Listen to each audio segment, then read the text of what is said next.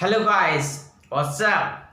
So today we are going to discuss much more about trigonometry. देखिए, हमको mainly बहुत सारी चीजें रटवाई जाती हैं, लेकिन आज हम क्या करने वाले हैं, ट्रिग्नोमेट्री का एक बहुत ही महत्वपूर्ण पार्ट है, means much more important part, that is our trigonometric table, यानी कि ट्रिग्नोमेट्रिक रेशियोज की के एंगल्स की जो टेबल है उसको रटो रटो रटो, हमें रटना नहीं है, हमको उसको बनाना सीखना है। ठीक है, कि आप अगर एग्जामिनेशन हॉल में चले भी जाओ और अगर आप वैल्यूज भूल भी जाओ तो आप वहां पे जाकर थोड़ी देर में, जस्ट कुछ ही सेकंड्स में आप बना सको इन अ इजियर मैनर। नाउ, और इसके साथ साथ आज हम आपको ये भी बताएंगे कि और कौन कौन से फॉर्मूलेज हैं जो हम आसानी से अब जस्ट ट्रिग्नोमेट्रिक टेबल देखकर ही, जब आप ट्रिग्नोमेट्रिक टेबल बनाना ही सीख जाएंगे, उसके बाद भी आप कुछ और नए फॉर्मूलेज और उसके बाद भी नए फॉर्मूलेज डिराइव कर सकते हैं। So let's get started. देखिए, ट्रिग्नोमेट्रिक टेबल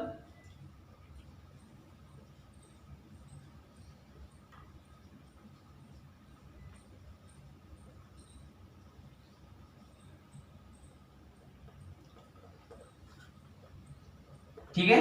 देखिए, तो हमें कैसे बनानी है ट्रिग्नोमेट्रिक टेबल, पहले हम वही लिख लेंगे, सीक्वेंस में लिख लेंगे सारे terms, sine, cos, tan, cot, sec और कॉसेक। हमने यहां पर ये पांचों टर्म्स लिख लिए। अब हमें क्या करना है, mainly sine 0 degree, 30 degree, 45 degree, 60 degree और 90 डिग्री, इनकी वैल्यूज हमको निकालनी है। यानी मान लो कहीं पे cos 30 हो जाए, tan cot 45 हो जाए, sec 60 हो जाए, तो इनकी डिफरेंट डिफरेंट वैल्यूज हमको कैलकुलेट करनी है। देखिए, अब हम इनको अब यहां पर हम वैल्यूज कैसे लेकर आए, ठीक है, यानी कि ट्रिग्नोमेट्रिक टेबल कैसे बनाएं, कैसे फॉर्म करें इसको, इसका फॉर्मेशन कैसे होगा। देखिए, कुछ नहीं करना है, बस एक छोटी सी ट्रिक लगानी है आपको, कि आपको क्या करना है,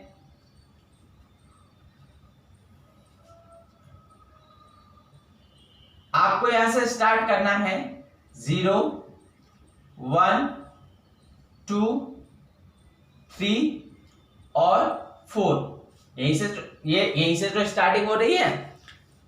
जनरली जो हमारे होल नंबर्स होते हैं वहां की उनकी स्टार्टिंग कहां से होती है, ऑब्वियसली 0 से।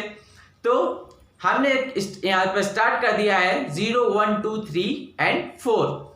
इसके बाद हम इसमें क्या करेंगे, 4 का डिवाइड कर देंगे सभी में, और लास्ट इसका अंडर रूट ले लेंगे।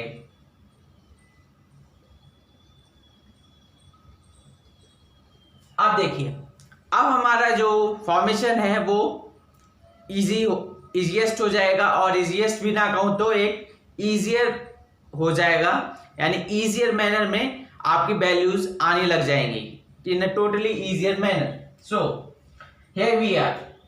देखिए, 0/4, हम 0 का हम किसी भी वैल्यू से हम डिवाइड करें, 1 हो, 2 हो, 3 हो, 4 हो, हमारा आंसर हमेशा 0 ही आता है, आप सभी को पता है। तो ये क्या हो जाएगा हमारा 0, 1/, इसकी वैल्यू क्या हो जाएगी, अंडर रूट 1/4 की, ये हो जाएगा 1/2। इसको ये कितना आ जाएगा, 1/√2, ये हो जाएगा हमारा कितना, 3/2, ये हमारा 4। ठीक है, ओके, वेरी गुड। ठीक है, तो आपको साइन की टेबल आ गई। यानी साइन, अगर आपसे कोई पूछे कि साइन 0 डिग्री की वैल्यू बताओ तो वो कितनी होगी हमारी 0। साइन 45 की कोई पूछ ले तो कितनी होगी 45 डिग्री की तो 1/√2। साइन 60 की पूछ ले तो √3/2। So now next, moving further, अब हमें cos की डिफरेंट वैल्यूज फाइंड आउट करनी है। देखिए, काफी इजिएस्ट वे है, और इजिएस्ट भी ना कहूं तो एक इजियर वे है। वो क्या है, अब हम इसको क्या करना है, जो हमने इधर से फ्रॉम लेफ्ट टू राइट लिखा है, अब हमको राइट टू लेफ्ट लिख देना है कॉस में।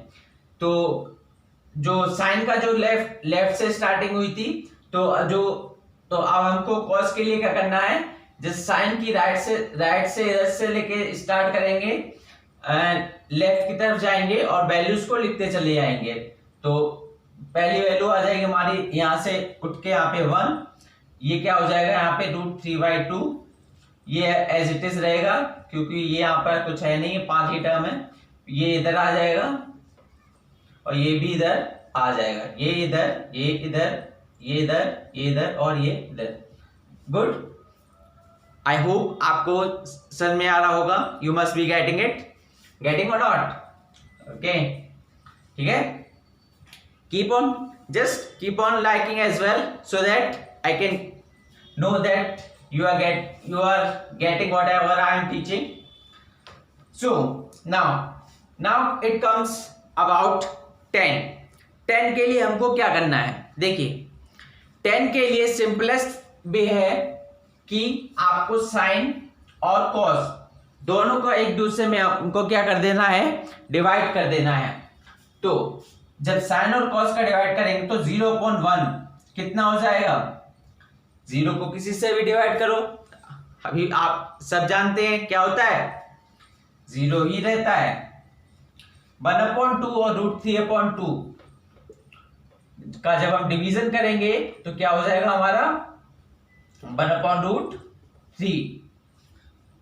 आप डायरेक्ट करेंगे 1/√2 से 1/√2 का डिवाइड करेंगे तो क्या बचेगा 1, इसका डिवीजन करेंगे तो √3 और 1/0। देखिए, किसी भी वैल्यू के नीचे अगर 0 आता है तो वो वैल्यू अनडिफाइंड मानी जाती है, यानी कि उसका कोई मतलब नहीं होता। That doesn't mean anything to us, ठीक है। So this is totally undefined. तो हम यहां पर लिख देंगे अनडिफाइंड, ठीक है। नाउ अब कॉट, अब बारी आती है कॉट की। तो कॉट के लिए अब हम क्या करेंगे, 10 की जो ये वैल्यूज थी उनको क्या करेंगे, अब हम 10 के लिए इसको हम आगे जैसे हमने इस सीक्वेंस में लिखा था, अब लेफ्ट से हम राइट गए थे, अब हम राइट से लेफ्ट जाएंगे और कॉट की वैल्यूज लिख देंगे। यानी ये हो जाएगा हमारा क्या, अनडिफाइंड। ये हो जाएगा हमारा √3, ये एज इट इज 1 रहेगा। ये हो जाएगा हमारा 1/√3 और ये हमारा क्या हो जाएगा, ये क्या रहेगा हमारा 0। क्लियर? नाउ मूविंग फर्दर, अब हम वैल्यूज पता करनी है सेक की, ठीक है। सेक देखो, 10 का रेसिप्रोकल आपने कॉट लिखा, अब हम रेसिप्रोकल पे चलेंगे, ठीक है। यहां तक तो यहां 4 तक हमने क्या किया, डिफरेंट आसान चीजें लगाई कि साइन में हमने यहां से वैल्यूज को कैलकुलेट कर ही लिया था, उसका इधर रिवर्स ऑर्डर लगा दिया, फिर उसके बाद इन दोनों का डिवाइड करके इनको ये मिल गया जो अगर हम समाप्त करें तो, और 10 का रिवर्स कर दिया तो हमारे पास ये आ गया। और अब हम क्या करेंगे, सेक के लिए कॉस का रेसिप्रोकल कर देंगे, यानी कि कॉस की जितनी भी वैल्यूज हैं उनका जस्ट रेसिप्रोकल कर देंगे. So let's do it. So 1 का रेसिप्रोकल 1 ही रहता है. √3/2 का कितना होगा? 2/√3. ये कितना हो जाएगा? √2. और ये 2. 0 का रेसिप्रोकल, 0 के नीचे कुछ नहीं होता तो क्या होता है? 1. और जब 0/1, नाउ अब इसका रेसिप्रोकल करना है तो क्या हो जाएगा? 1/0, जो कि अपने आप में ही क्या है? क्या है? अनडिफाइंड है कि नहीं? सो this will be undefined. Now moving further towards cosec. cosec को हमें क्या करना है? साइन का रेसिप्रोकल लिखना है. तो 0 का रेसिप्रोकल अभी आपने देखा, 0 का जो रेसिप्रोकल होता है जब हम रेसिप्रोकल करने जाते हैं, सॉरी कहाँ दिखाया था हमने? अभी तक शायद हमने दिखाया नहीं है. हाँ यही है 0. ये 0 है. 0 का जब हमने रेसिप्रोकल किया तो क्या है हमारे पास? अनडिफाइंड. अनडिफाइंड में हम आपको बता चुके हैं क्या होता है. सो 0 का reciprocal this will be undefined. ये इसका रेसिप्रोकल क्या होगा? 2. This will be √2. This will be 2/3. और 1 का रेसिप्रोकल क्या होता है भैया? 1. ठीक है. तो आई होप आपको ट्रिग्नोमेट्रिक टेबल समझ में आई होगी. ठीक है. इसके आगे नेक्स्ट क्लास में हम आपको बताएंगे. यहां तक हमको ट्रिग्नोमेट्रिक टेबल समझ में आई है. Next in the further class I will tell you how to just derive the different formulas of relating to trigonometric ratios. यानी कि trigonometric ratios से रिलेटेड जो भी फॉर्मूलेज होते हैं जो हम रटते हैं, उनको रटने की बजाय उनको कैसे डिराइव किया जाए, यानी कि कैसे उनको समझा जाए और कैसे हम खुद उनको बना सकें. ठीक है. ताकि हम कभी भी उनको भूल न सकें, so that we cannot forget them ever. Okay. So and now I'm gonna wrap up this edition. So thanks for watching. Thank you so much.